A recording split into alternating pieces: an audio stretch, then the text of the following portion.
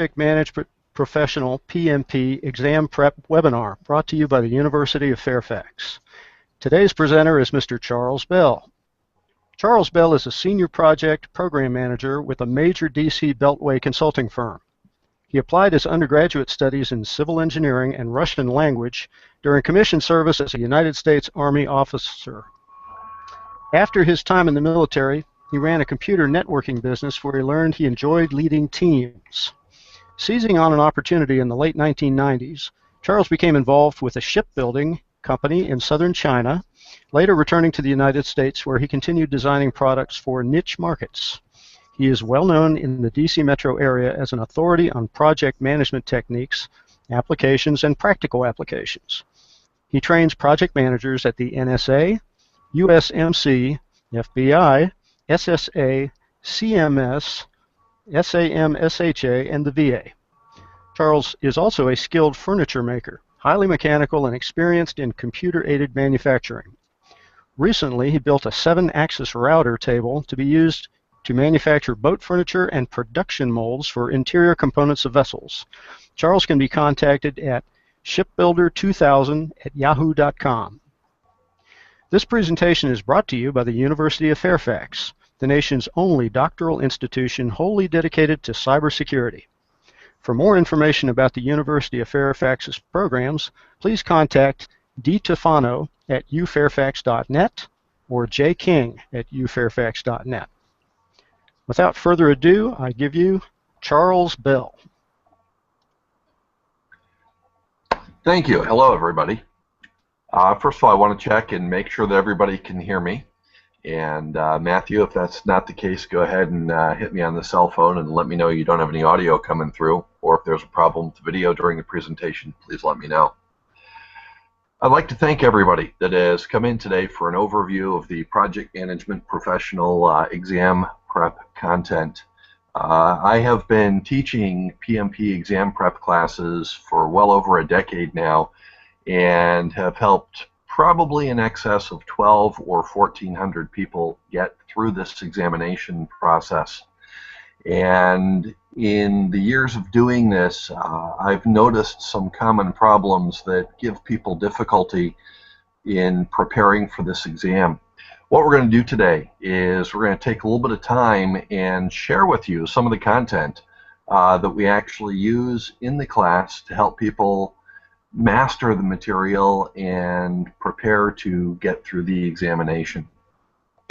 So, laying out our objectives for today. What we want to do today is we want to help you develop an understanding of the role of a PMP, of the role of a project management professional. This examination that you're about to sit for, if you're preparing to try and become a PMP, this is an examination which is intended to test your ability to function in the role of a project management professional. So in order to prepare to prove your ability to function in that role, you need to start out with a very clear understanding of what a project manager does.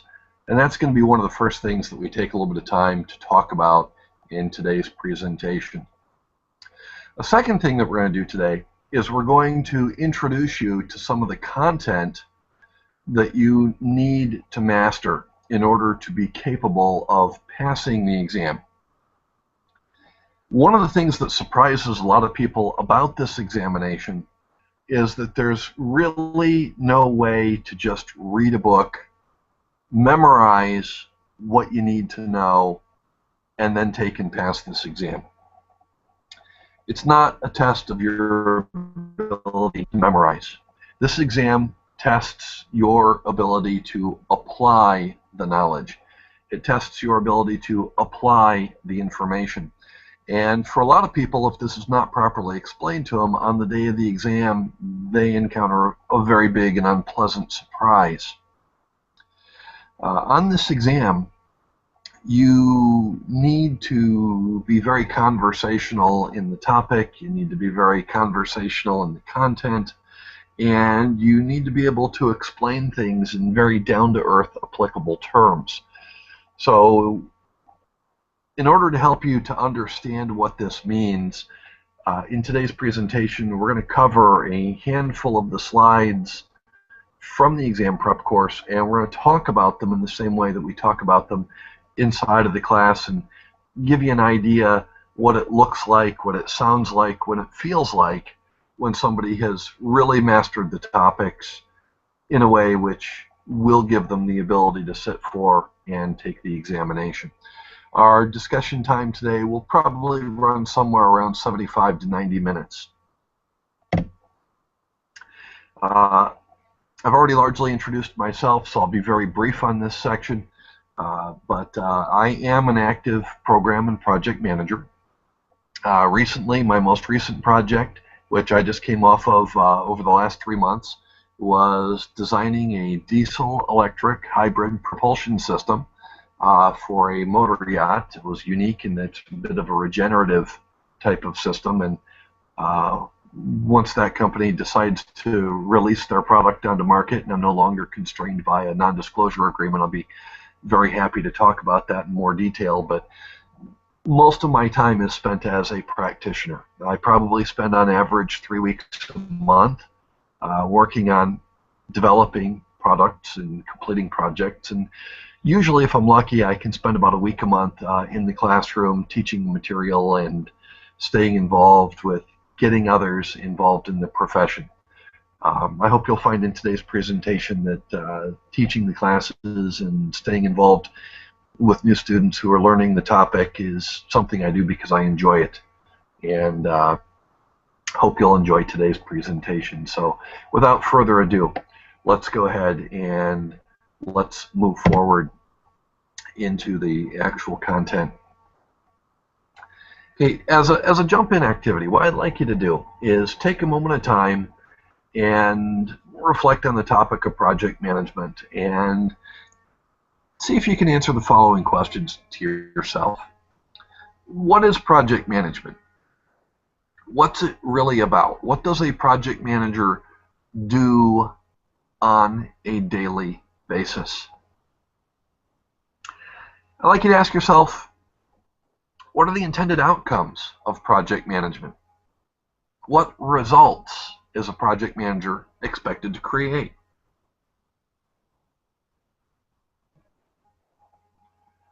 And now that you've had a moment to reflect on it, let's start to talk about some possible answers to this and help you gauge how well you understand this from PMI, the Project Management Institute's point of view. Project management is the ability to create an outcome. It's the ability to deliver something which meets a need. And a good project manager is a subject matter expert in creating a highly realistic, very workable plan to achieve a particular outcome. One of the two core competencies, major core competencies of a good project manager is the ability to create a highly detailed, realistic project plan and to conduct that process in a manner which is well organized and highly efficient. The second area of competence for a project manager is a leadership and management function. I'll illustrate by asking you a question. Have you ever seen a project that got into trouble not for lack of a good plan? Maybe you looked at the plan, maybe you studied the plan, and you determined that the plan looked realistic, you determined that the budget looked realistic, you determined that the amount of time and money allowed were realistic. Have you ever seen a project that got into trouble not for lack of a good plan, but rather because the project manager didn't know how to lead a group of people in following a plan? So the plan will not lead the team. Okay, a person, the project manager needs to lead the team. The project manager needs to manage the events that are occurring and deal with the things that are coming up and try and keep the team fairly close to the plan so that we can achieve the outcomes the plan was created to produce. So ultimately, what are we hoping the intended outcomes of project management are going to be? In an environment where we have good project management, we're going to create a lot of predictability. We're going to be able to forecast what sort of a solution is going to meet the customer's need. We're going to be able to efficiently create a detailed plan which forecasts what we need to do to produce that product, which will then meet the need. And finally, we're going to be able to lead a group of people following a plan, using roughly the intended amount of time, using roughly the intended amount of money to produce an outcome, a product, which we can place into that customer's hands, which fulfills the need in a manner that we originally determined was going to be acceptable. This is what project management is. It's what project managers do, and it's what project management is really intended to achieve. And if you're in a state of readiness to sit for and pass the exam, what I just talked about with you should have already been on your mind. It should have been something that you could explain before I verbalized it and talked about it. And if you're new to the exam prep process, and if this is your first exposure to the topic, don't feel out of place. Everybody starts somewhere and starts learning at some point, but this is really the essence of the project manager's job. Now, I would also like to do a little bit of compare and contrast. If you noticed what I talked about, the project manager was gathering subject matter experts. We were putting together a plan. We were leading a team through following the plan. We were managing the things that came up that could cause us to move or veer off of that plan. What you didn't hear me saying was that the subject matter experts were doing the project manager's job, or that the project manager was doing the subject matter expert's job. The project manager is not necessarily expected to know how to do the actual work of the project. They're there very much to lead that work. I'll expand on this in a little bit as we come up and continue forward. If we look at the roles that the project manager plays, it is a multidisciplinary job. The project manager is, of course, expected to lead the planning, but they're also expected to lead the teams of experts which are doing the actual technical work of developing the details of the plan. As you probably know from your life experience, there is no such thing as the perfect plan. And even if you were to create the perfect plan, the world around us continues to change as time moves forward. So change on every project is inevitable. It has to be handled. It has to be dealt with. So the project manager is also going to be an expert at managing change, either adapting the plan or adapting the circumstances to fit the plan. Projects are performed with people. They're not performed with machines. People use machines. So it's fair to say that the project manager works by, with, and through people in the course of their day and doing their job. So part of working with people is that you need to be good at motivating people to do things. So another one of the project manager's roles, as we continue through this slide, is recognize that the project manager needs to be an expert at motivation and motivational psychology. Continuing through the many roles the project manager holds and carries, the project manager is expected to be a forecaster of progress.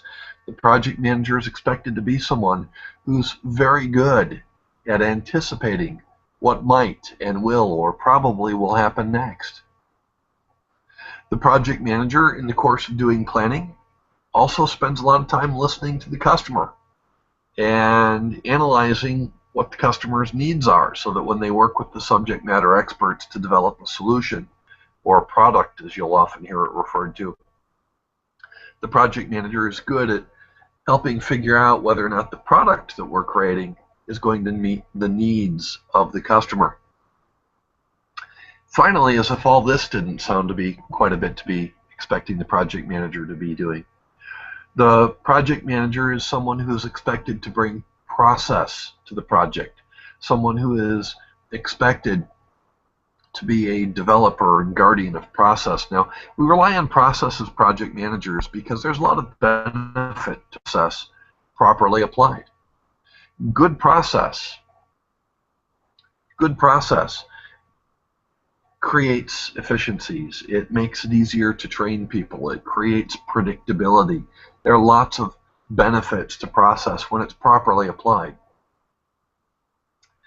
And finally on this list, and to kind of round out this grab bag of various roles that the project manager is going to play, the project manager has a role as a facilitator. The project manager is someone who needs to be good at getting things out of the way, getting things out of the way of their team, getting things out of the way of their schedule. To facilitate is to somehow provide for or to make things easier for others. And for me, this has been one of the more rewarding or enjoyable or creative roles in the job. On one of my recent projects, we were very cost constrained and we needed a certain key piece of equipment that we just didn't have the budget for. And one of the challenges of the project was working with an alternate vendor to help them adapt their equipment so it might fit our needs, and to get that adaptation done at a very low cost and find a way to meet the needs of my subject matter experts for the resources that they need. So there's lots of different roles the project manager plays. And in the average day, you're going to find yourself playing many of these different roles. Okay, one of the more frequent questions that I face as an instructor, because as you prep, you're going to have lots of options. You're going to have the option to use books. You're going to have the option to use online training. You're going to have the option to join study groups. You're going to have the option to take part in classroom experiences. Regardless of which combination of options that you choose, one of the pieces of advice that I will give you, having seen a lot of people move through this process, is that you need to get good at talking about these topics. You need to get very conversational. So one of the things that we've got coming up next in here is to show you different pieces of the content, show you different things that you need to master from PMI. And I'm going to take a little bit of time and I'm going to talk about them myself the same way that we talk about them in study group, or the same way that we talk about them in class, and show you what it means to really be able to drill into the topics and talk about them. So let's take a look at the core planning processes. Let's take a look at what we do in planning a project. So let's open up with sort of the full menu. What if I was to tell you that if I was to sit down with a piece of paper and try and name every single planning activity I could come up with, I could probably come up with over 300 different planning activities or topics. Actually, the most I was ever able to sit down and come up with was 318. There are at least 300 different planning steps or different planning activities that I can think of. Now, do I do all 300 activities every time I sit down to lead a team through planning? The answer is no, absolutely not. As a project manager, one of the things that you do is every time that you sit down with a team to plan a project, you make an informed decision about which major steps in planning are probably appropriate for the project which is in front of you. Now, the amount of depth, detail, the particular components that go into planning a particular project They're based on the size of the project, they're based on the technical complexity of the project, they're based on the novelty of the project, the level of risk, the amount of money involved. So one of the things that a project manager is going to do is, for a given project, they're going to choose the major planned components. Now, there are some usual minimums. Pretty much every project is going to have a stated list of outcomes. It's going to have detailed requirements. A project is going to have a work breakdown. It's going to have a schedule. It's going to have a budget. But there are a lot of lower level components which the project manager needs to make a judgment call on, in essence, making a determination of what's going to be appropriate for a given project. So to kind of help you see what's on the menu, we're going to go through and we're going to take some topics one at a time and talk about what each of them actually is. So the first step in PMI's planning process is to plan the planning process. And in class, we jokingly call this the pre-planning planning plan, or the plan for planning the plan, preferably. And we joke about it a little bit, because sometimes when you joke about things, it's a little easier to remember them on the day of the exam. What you'll find with PMI is almost universally the first step in every process for every knowledge area is to plan the plan. PMI pretty obsessively stops to do planning before they do anything. And this will help you as you get into the different knowledge areas, is to realize that the first step of planning is to plan the planning. Now, let's make this a little bit more concrete for you. Planning the plan is telling your team basic information. Planning the plan is telling your team, for example, when the plan is supposed to be completed. Planning the plan is telling your team what key documents or artifacts that you're going to create. For me, planning the plan usually consists of telling my team that we'll develop detailed requirements which capture the functionality our product is supposed to produce. Then we'll create a scope statement. The scope statement describes the solution, the product, and the deliverables that make up that product, which we're going to provide to the customer, which empower them to fulfill the detailed requirements that the project is committing to fulfill. Once we've gotten sign off on the scope statement, what we'll then do is put together a work breakdown structure. A work breakdown structure describes the work that must be done to produce the deliverables which make up the product of the project. Once we're done with the work breakdown structure, we know the work that we need to do. Once that work has been delegated in the form of something that we call a work package, okay, a work package is just a bunch of stuff that I delegate to somebody to get done. Now, once I delegate a bunch of stuff to somebody, they take that work package and they break it down into activities. Okay, if you've used some other project management software, you may call activities tasks. But the way that you get a package of stuff completed is you divide it into activities or tasks and you delegate those out. Well, in planning, we do a work breakdown to the package level, and then we hand out those packages to subject matter experts. The subject matter experts break those packages of work down into activities and turn in the lists of activities which we need to do to me, the project manager. Once I've got all the lists of activities in the project, we then move forward and we create something called a network diagram. The network diagram takes all those activities people have given me and it puts them in the order that we're going to do them. The network diagram describes the technically necessary order of the activities in the project. And once we've put together a network diagramming document listing all the activities in the order they must be done, once we have the network diagram, then we go and we plan the resources that we're going to use in the project. We do a resource estimate. Now, resources, labor or people, facilities, equipment, materials, and for those of you preparing to take the exam now, PMI has now added a fifth type of resource that they recognize now as money. Money is used to pay for people, equipment, facilities, and materials.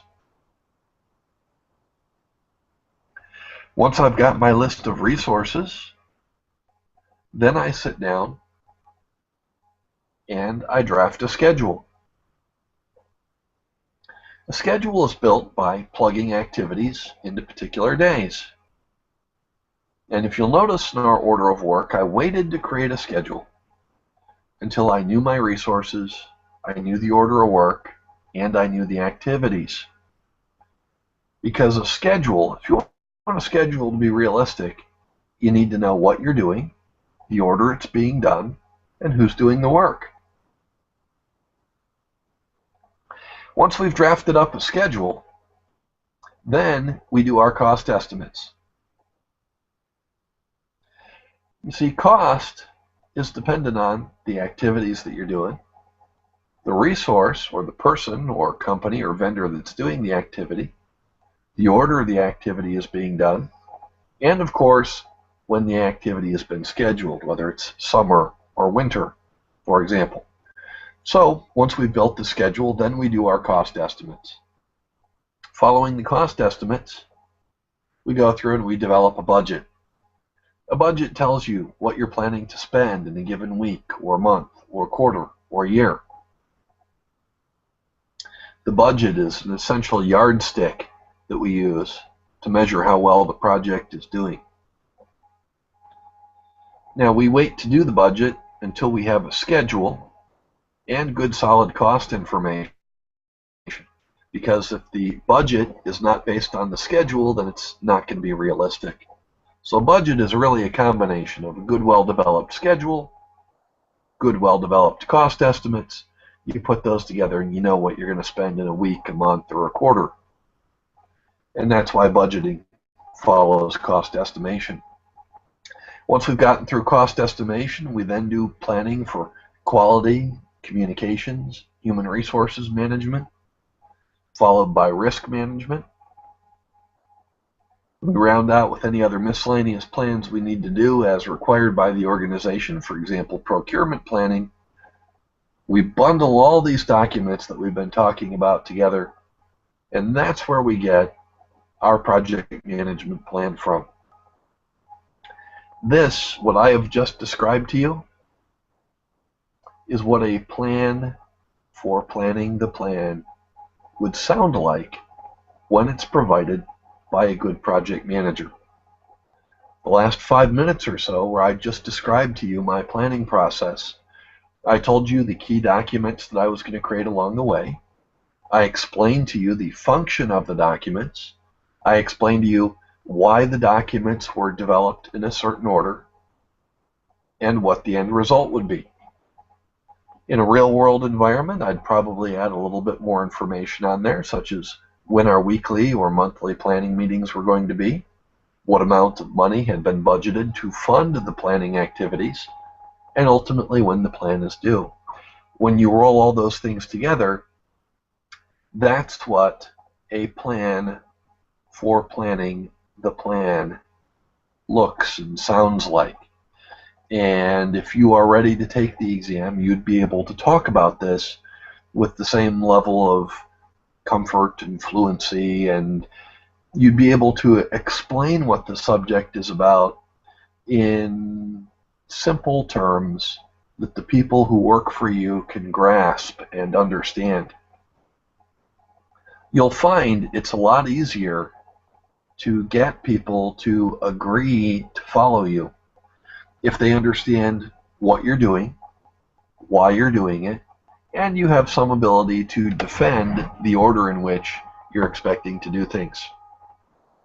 Let's take a look at a little bit more information. Let's talk about developing detailed requirements. Detailed requirements is the nuanced information which captures what the product must do, the functionality that the product must provide in order to fulfill the needs of the customer. The customer is the person that's going to receive the tangible outputs of the project, whether it's an object or a service. And they're going to use whatever the project creates. And by using whatever the project creates, they're going to meet or fulfill their needs. So the requirements, the detailed requirements of the project are really very important, because if we don't correctly capture the detailed requirements of the project, it's entirely possible that we might build something which is not exactly what the customer needs to fulfill their needs. And when the customer's needs are unfulfilled or unmet, then they're going to be unhappy with what we've produced, potentially leading to rejection of the product deliverable at the end of the project. So, what exactly is a complete requirement? A complete requirement is something that specifically describes what the customer needs to do and does so in a way which is measurable. Ideally, a complete requirement is going to give the customer a measurable outcome. When you leave things open to interpretation, what you're going to find is that disagreements can arise as to whether or not a requirement has been met. So we try and make them specific and measurable. Sometimes you'll hear people use the acronym SMART: specific, measurable, achievable, realistic, and time-oriented. That's good guidance for putting down requirements. Now, how do we go about eliciting the needs of the customer? How do we go about figuring out what the customer needs? Well, when you first dive into the process, you're going to find that the quality of your results is going to be closely tied to the quality of your conversations with that customer.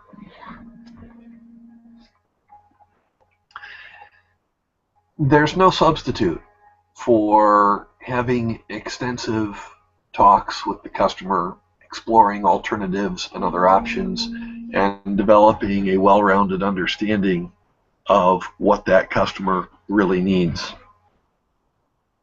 Beyond that, we can use more structured tools. We can use workshops and SWOT analysis, and we can use surveys and studies, customer workshops. There are a lot of tools that you can use to elicit the needs and wants of the customer. And sometimes developing detailed requirements can actually be a fairly drawn out process. I've had it take anywhere usually from 1 or 2 weeks to several months to develop a complete understanding of what the customer needs in terms of their detailed requirements. As a trade, we often use certain tools like stakeholder salience models to develop strategies for dealing with different types of customers. I'll show you an example of that. We also cross-check what the customer is telling us to try and make an informed decision as to whether or not what the customer is asking for is tactically sound and in strategic alignment. Okay, strategy, if you work in the federal government, strategy in government terms is usually defined as whether or not you are in alignment with where the organization is supposed to be going. Okay, strategy at a very high level is what you are changing, or the effect that you are trying to have on an environment.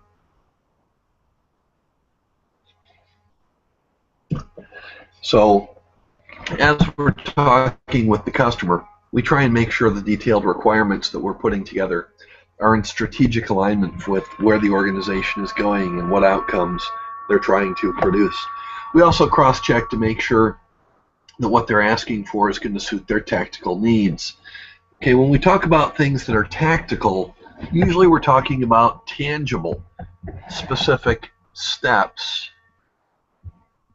which are being carried out in order to achieve a strategic effect.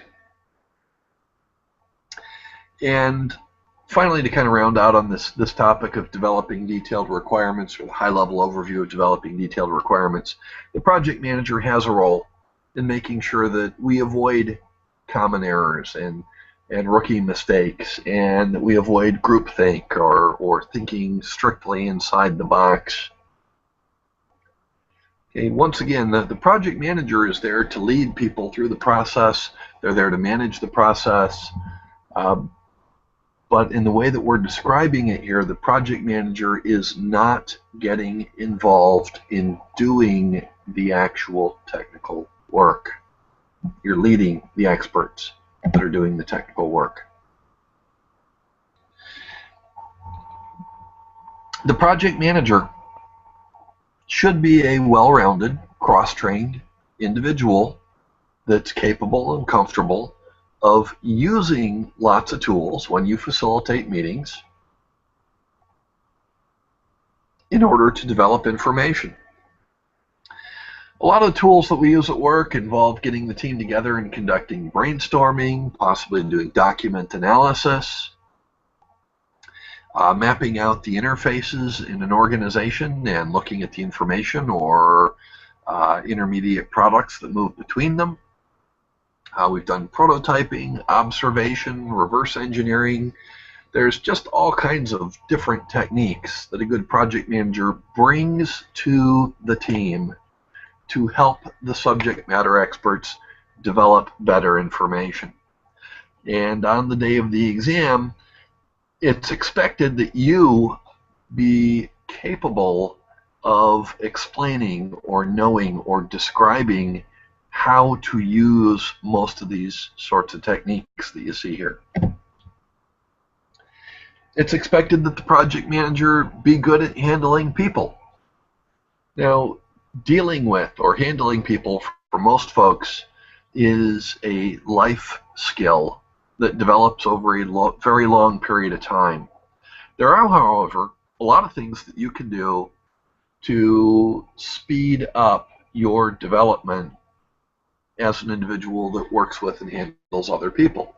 For example, seeking out things like stakeholder salience models, which teach you how to classify or forecast someone's behavior based on the amount of power they have in a certain situation, or the amount of urgency that they feel about a certain situation, or based on whether or not they have legitimacy. It can be very useful.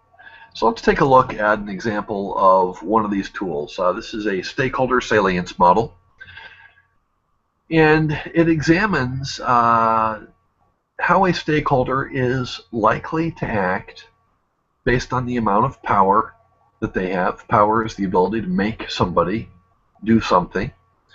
Based on the amount of legitimacy, whether or not they are supposed to be involved, and based on the amount of urgency. A simple way to describe urgency is based on the amount that they care about what you're up to. Well, if someone in a given situation has power, but they don't have any urgency, and they don't have any legitimacy, that's going to place them in the zone 1 area, which is what we call a dormant stakeholder. Somebody has power, but they don't care what you're doing, and they have no reason to be involved. Usually they're going to be dormant. They're going to leave you alone. We kind of joke about these stakeholders as being sleeping dogs, and most people know what you should do with sleeping dogs. You should let them continue to sleep. By contrast, let's take a look at what happens when you're confronted by a very different kind of stakeholder. Somebody that has legitimacy and urgency, but no power. If somebody has legitimacy, if they have a good reason to be involved, and they have urgency, they care very deeply, this puts them in what we call Zone 6. They're a dependent stakeholder. People that have both legitimacy and urgency but no power can actually be kind of dangerous because they look for ways to gain power. Quite often, these can be the people that chain themselves to your front door or your gate. But they're a little bit different in nature than somebody that has power and urgency but no legitimacy. This would be what you call Zone 5 in this particular diagram. Let's think about this for a minute. What's it like when somebody has a lot of power in a given situation and they care very deeply about what's going on?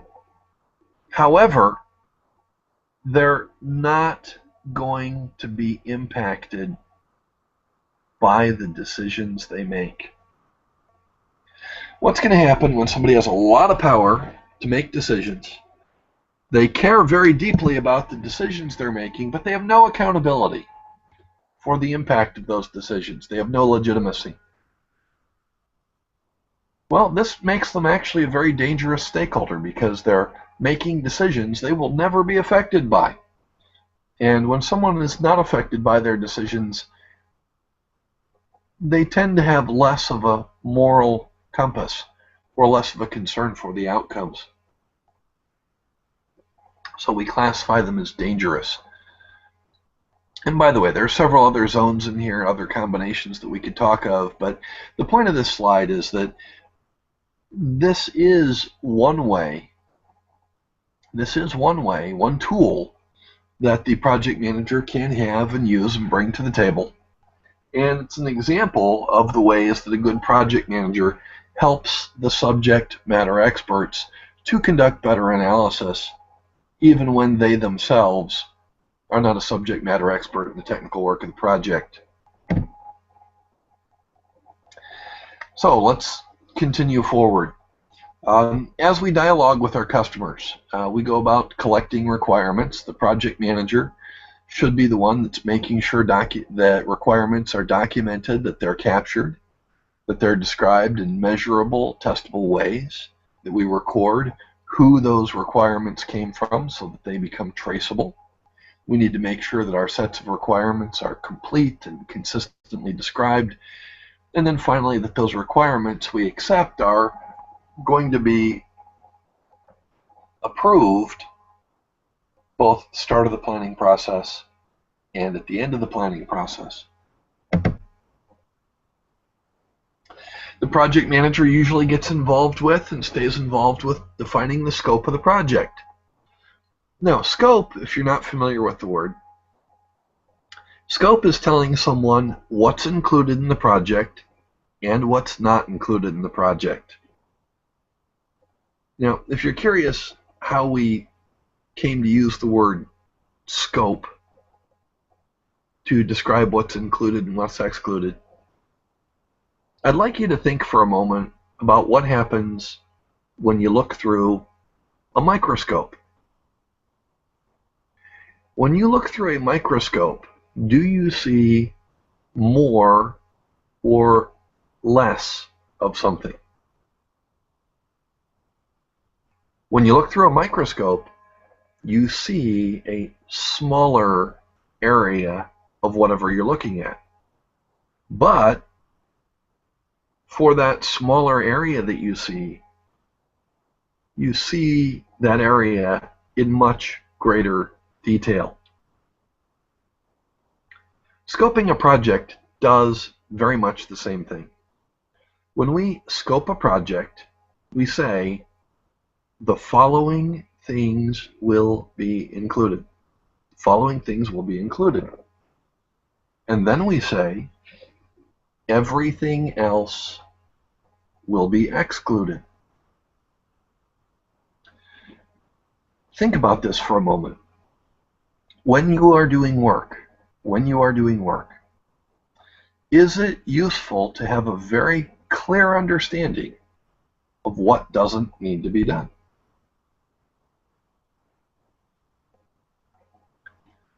For example, what happens in a situation? Think about human behavior. What happens in a situation when we are not clear about what needs to be done? What happens when we have doubts as to what exactly needs to be done? Well, most of us tend to do a little bit extra. And if it later turns out that little bit extra was not needed, then that little bit extra becomes waste. So scoping a project improves efficiency because it gives people a clear target. They know specifically what they need to go after and focus on. And it also frees them up. It frees them to ignore all the things they don't have to focus on.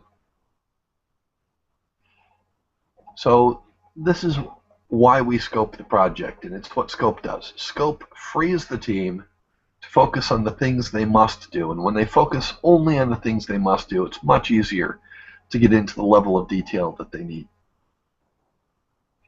When we scope a project, we know what's excluded, and if it's excluded, it's something that you absolutely don't have to do. Now, how can scope be defined? In project management, we define scope two ways. One of the ways that we define scope is by outcomes of the project. We define the outcomes of the project as being a product, usually broken up into 2 or more deliverables. Deliverables are things that you create and then deliver. So let's take a look at perhaps a humorous but very easy to understand example of a project outcome in the form of a product. I'd like you to think for a moment of a product that you may have enjoyed if you've ever had chili cheese fries. You know what I'm talking about. We're talking about French fries smothered in a cheese sauce and probably some chili, maybe a garnish. Chili cheese fries are an example of a product. Now, if we take chili cheese fries and we break that product into deliverables, you'll see that there's a deliverable called French fries, a second deliverable called cheese sauce, and a third deliverable called chili. Now, why do we have 3 different deliverables? Well, each deliverable is potentially sourced from a different vendor, and each deliverable is created separately. You create the French fries by chopping up potatoes and putting them in a deep fryer. You create the cheese sauce by heating cheese and cream and perhaps some wine in a saucepan. You create the chili sauce, yet once again separately, or perhaps, heaven forbid, you buy it in a store and it comes out of a can. My point is, we have 3 different deliverables because they are all created separately and independently from one another. So one of the ways that we could define a project is to say, when this project is done, we will deliver to the customer a product called chili cheese fries, and that will be the outcome of the project. Now, there is an alternate way to define outcomes. Another way to define what the project is going to do, to scope the project, would be to scope it by the work. For example, if I was to tell you, we're going to create one work package where somebody creates French fries. We're going to do a second work package where somebody creates a cheese sauce. We're going to do a third work package where somebody creates chili sauce. And then finally we have a fourth work package where somebody combines the French fries, the cheese sauce, the chili sauce, and serves them up on a platter. Well, if I told you that was the work we were going to be doing, you might say, gosh, well, if I did all that work, the end result would be chili cheese fries. And I'd say you're right. The point of this is that scope can be defined by describing the work that's going to be done. So in project management, how do we document scope? Actually, we do both methods.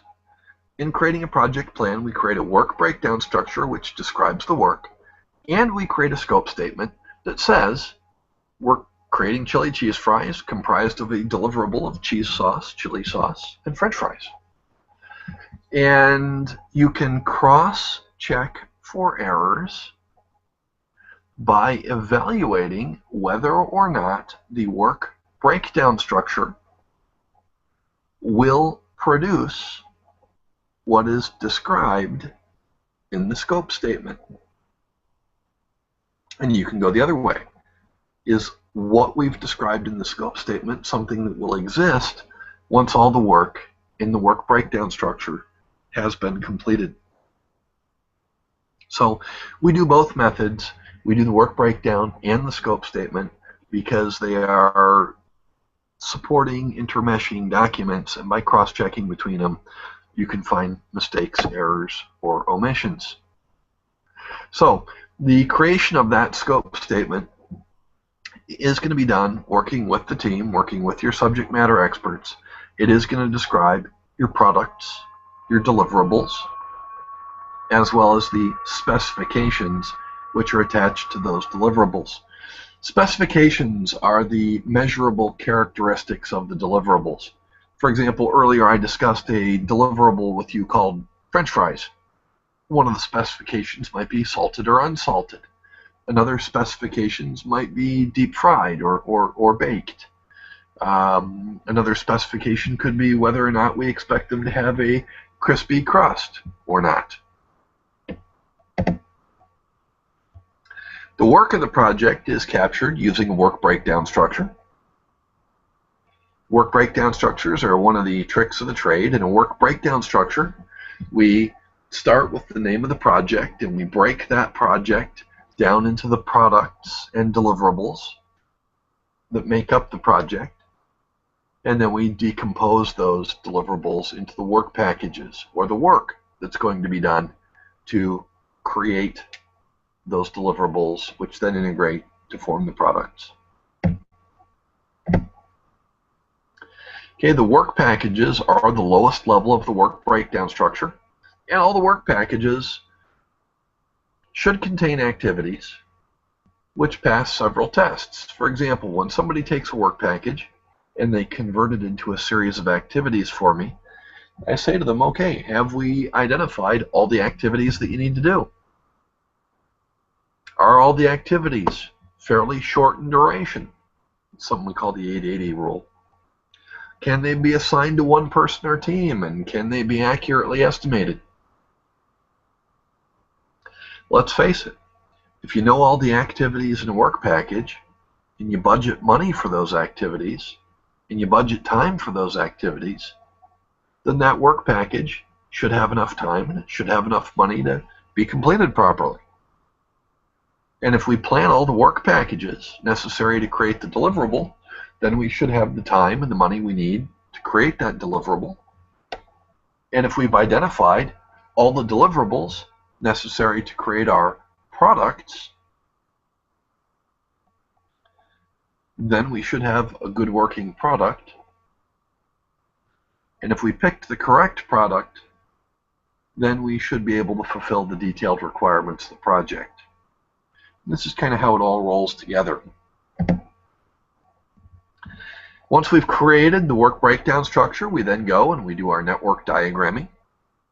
Network diagramming is where we take the activities or the work that we've identified which needs to be done, and we put it in the order that we're going to do it.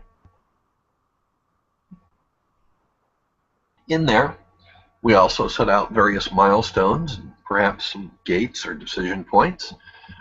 Milestones summarize the progress of the project.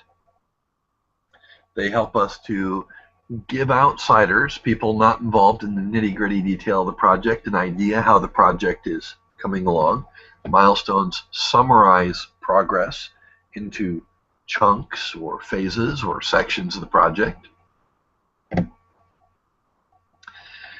So in here in this slide, I've got an example of a network diagram. Sometimes you have people that come into this that haven't seen one previously, but a network diagram looks an awful lot like a flow chart.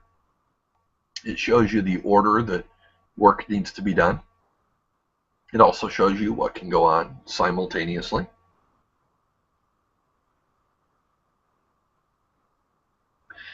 If you examine this network diagram and you look at the second order of execution, you'll see that I need to cut up the apples before we assemble the pie.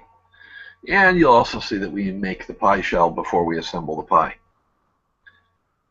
And with something like making an apple pie, it's usually pretty obvious that you need to cut up the apples and make the pie shell before you put together the pie. However, it is worth noting that as a project manager, you're not always managing technical work that's as simple to understand as assembling a pie. So this network diagram is a useful tool for checking with your subject matter experts and making sure that you understand the order of work. It's also notable that if you examine this network diagram carefully, you'll find that there's a mistake, which is that cooking the pie is not dependent upon having assembled the pie. And that shows the kind of errors this tool is intended to catch. Once we have that network diagram, then we go through and we estimate our resources. This is the facilities, equipment, labor, material, and ultimately money that we need to do the project. Okay, resource estimation identifies the skill sets and all the various other things that we need to perform the work of the project. And the network diagram, by showing you the quantity of things possibly going on simultaneously, or the lack of things going on simultaneously, can help you understand things like whether you need one programmer or 10 programmers, or one set of tools, or 4 sets of tools. Okay, also in doing the resourcing, sometimes we realize that we don't have the resources to do things, then that's where we look at options like alternative logistics support, the idea of perhaps outsourcing something. In the classes, we usually refer to other documents and references in addition to the PMBOK. This, for example, is a slide out of the GAO Cost Estimating Guide. This is from the 2009 edition, but it's very interesting. You'll find that most of PMI's processes and standards very closely align to what the United States federal government has as their best standards or practices. The project manager is also involved in helping the team to identify other key pieces of information. For example, the critical path. The critical path of the project is the longest series of events in the project in terms of its overall duration. And it does determine the minimum amount of time it will take to complete the project. When we do planning, when we do scheduling, you'll find that we usually schedule the critical path first and then tend to fit everything else in around it. Okay, in order to find the critical path, you need to know the order of work from the network diagram. You need to know the resources that you're planning on using to do that work. And then you need time estimates. Now, the time estimates are very heavily dependent on the resources. For example, if you're using a shovel to dig something, that'll take one amount of time. But if you're using a backhoe, that would take a very different amount of time. So that's just kind of an example of how knowing the resources and the time estimates are important in being able to correctly identify the location of the critical path. It's also worth noting that most project management software that you use nowadays, once you set up the network diagram, once you fill in the time estimates, the software will automatically locate the critical path for you and display it in red. Once we have the critical path, we move forward, we build the schedule. Okay, the schedule is built by confirming that people are available, getting them committed to show up a certain date or a time, and then having them show up. And once we have the schedule, it's then safe to go forward and apply our various cost estimating techniques to determine how much money something is likely to have. You probably know from your life experience that not everyone is good at estimating.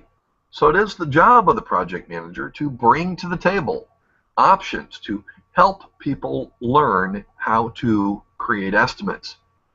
The project manager should know the difference between analogous estimates and bottom-up or parametric estimates. An analogous estimate is a high-level comparison of one project against another. A bottoms-up estimate, for example, is where we take into account all the low-level detail and we build up to the deliverable. Parametric, for example, is somewhere in the middle. It's where we study a body of past performance data and we develop some kind of a unit cost for what we're about to do. And we use that unit cost to figure out what the project in front of us is likely to cost or to require. Okay, it's important, for example, that you be able to distinguish between things like heuristics and parametrics. A heuristic is a rule of thumb, usually arrived at through experience or guesswork. By contrast, parametrics are based on a detailed analysis of past work. Finally, when we have our schedule and our cost information, we roll that together and we produce the budget. The budget being the product of a cost-loaded schedule. That budget later on is going to serve as an important yardstick for determining how we're doing. For example, if in a given month $20,000 worth of work was supposed to be done, but no money was spent, you'd probably have good reason to check out that project and make a determination as to whether or not everything was okay. Once we move past budgeting, we then get into planning for quality. Planning how we're going to define quality, how we're going to assure it, how we're going to control it. Now, prior to this point in planning the project, you've usually had a lot of discussions about quality, but once we see the first draft of the budget, that's where we start to make decisions about quality. Why do we wait to make decisions about quality until after we see the first draft of the budget? Well, it's not until you see the budget that you understand how much money is involved on the project. And for better or for worse, knowing that life isn't always fair, the level of quality we expect and demand is usually constrained by the schedule and cost of the project. To be kind of off the cuff, you manage quality differently on a $50 project than you will on a $10 million project.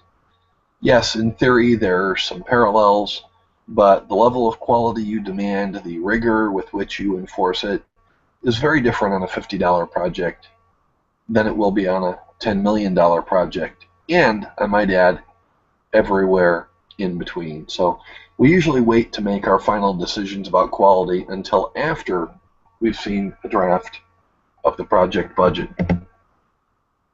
Once we've seen that draft of the project budget, then we make decisions about how quality will be defined, assured, and ultimately managed. Okay, quality definition is figuring out the standards, the feature sets, the tests that we're going to use to prove the presence of quality. It should be clear, it should be measurable.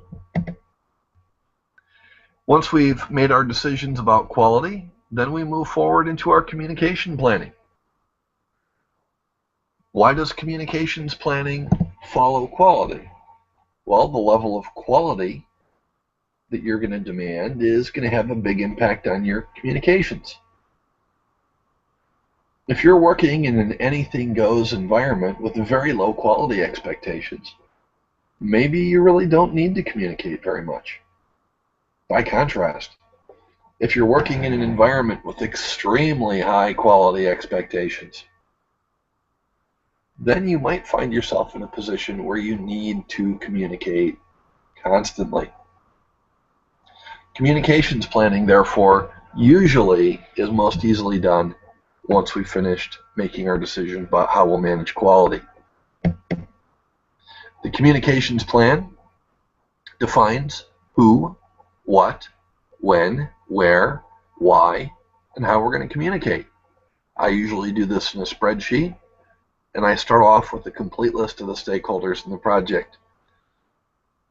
Not all stakeholders have equal levels of influence, but they all do need some level of management, and management is done by communicating with people. Once we put together our communications plan, then we'll go into our human resource planning. A simple way to understand human resource planning is to ask the following question. During your project, what are you going to do to maintain the motivation and maximize the productivity of your project team? That's a lot of what your human resources planning is about. Which finally brings us around to some of the trailing activities in quality, though this certainly does not in any way diminish their importance. The last step, or near the last step that we'll talk about today, is risk management. Risk is just trying to allow for, trying to plan for, trying to prepare for uncertainty. Risk is developing a mature and detailed understanding of what's likely to go wrong in the project and whether or not you can avoid it or you just have to accept it, or whether you could possibly mitigate it or transfer it. Risk management usually falls into 6 steps. One is risk management planning. That's a plan for planning the plan, if you will. It's telling your team how you're going to manage risk. Then we go and we perform risk identification. And we do qualitative and quantitative risk analysis, where we attempt to place a value on the risks of the project. Then we plan what our responses to those risks are going to be. Are we going to accept it, to avoid it, to transfer it, or to mitigate it? And then finally, we go into risk monitoring and control. That occurs later on after we're executing the plan, where we monitor for risks that are emerging or possibly going to happen and look at what we can do to try and control those risks. Finally, last major topic that usually follows risk in most planning methodologies is procurement management. Procurement management details how we're going to do contracting and purchase the things the project needs. Now, why did absolutely everything else in the planning process come prior to risk? Well, because everything else in your plan is a source of risk.